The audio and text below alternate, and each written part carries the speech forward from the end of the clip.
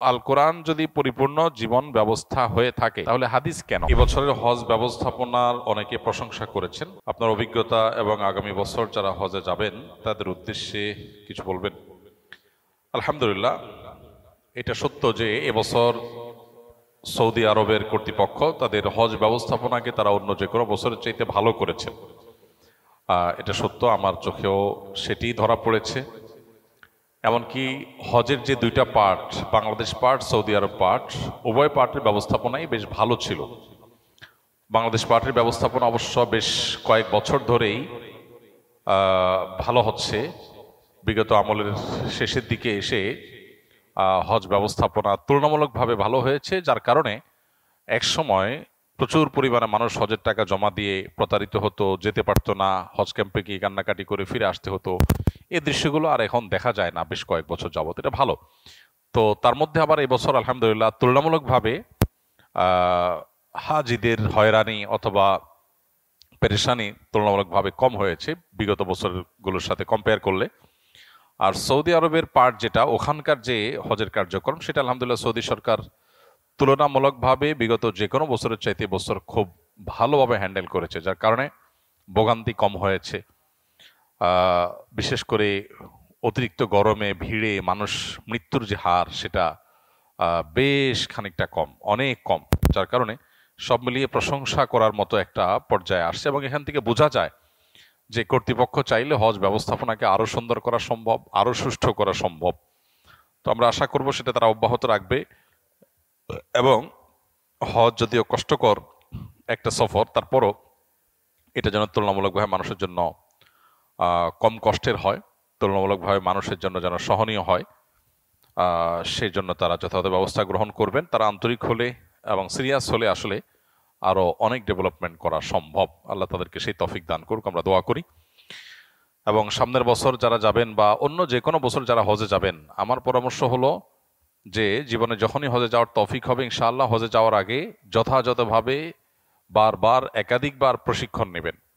যত বেশি প্রশিক্ষণ নেবেন, জানবেন, শিখবেন এবং সময় দিবেন, তত বেশি ইনশাআল্লাহ হজটা সুচারুরূপে, সুষ্ঠুভাবে, সুন্দরভাবে সম্পন্ন করা সম্ভব হবে। আমরা অনেকেই সরাসরি হজে চলে যাই, প্রপার ট্রেনিং বা প্রশিক্ষণ নেই না। এর ফলে যেটা হয় যে দুঃখ নিয়ে আমাদেরকে ফিরে আসতে হয়, কারণ দেখা যায় বড় বড় মেজর মেজর ভুল করে আমরা চলে আসি।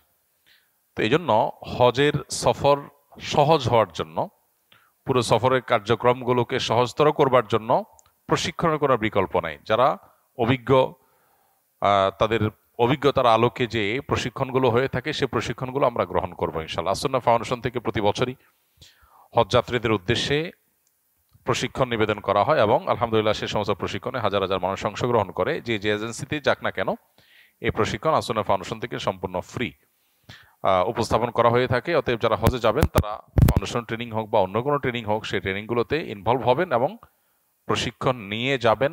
ইনশাআল্লাহ আপনার ইবাদতটাও ফলপ্রসূ হবে, সফরটাও সহজতর হবে ইনশাআল্লাহ। আমি একজন তরুণ, বর্তমান প্রেক্ষাপটে সামান্য বেতনে চাকরি করি। আমার ছোটবেলা থেকে সামান্য বাক প্রতিবন্ধী হওয়া সত্ত্বেও আমার পড়াশোনা শেষ করেছি। আমার এই সামান্য প্রতিবন্ধকতা চাকরির ক্ষেত্রে ব্যাপক প্রভাব লক্ষ্য করা যায়, তাই ছোটবেলা থেকেই চিন্তাভাবনা নিজের যোগ্যতা কিছু একটা উদ্যোক্তা হব। বাট পরিবারের চাপে কখনো সাহস পাই নাই। পরিবারের কোনোভাবেই নিজে কিছু একটা করব মেনে নেয় না। তারা চায় আমি যেন সবসময় চাকরি করি, বলে সামান্য বা কম বেতনে হলেও অন্যের দিনে চাকরি করো। কিন্তু বর্তমান প্রেক্ষাপটে আমার প্রতিবন্ধকতা থাকা সত্ত্বেও সামান্য বেতনে বউ বাচ্চা নিয়ে সংসার চলে না।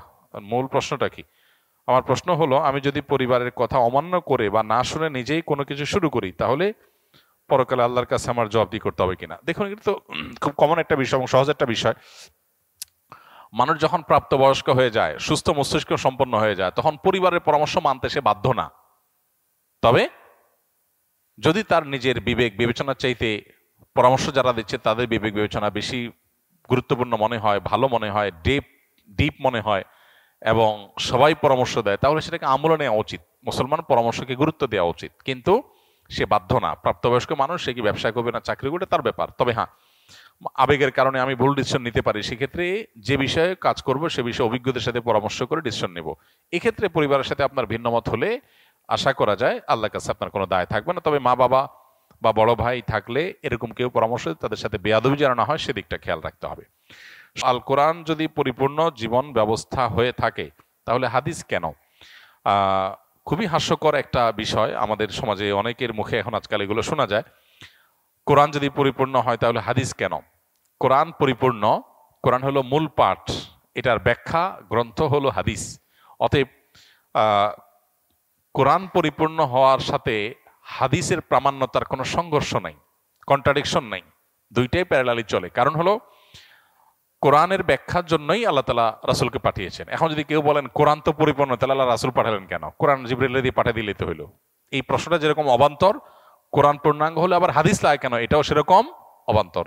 এনকারে হাদিসের ফিতনা এখন ঘরে ঘরে দাঁড়ে দাঁড়ে হয়ে গেছে, হাদিস অস্বীকার করার। আমাদের সতর্ক থাকতে হবে।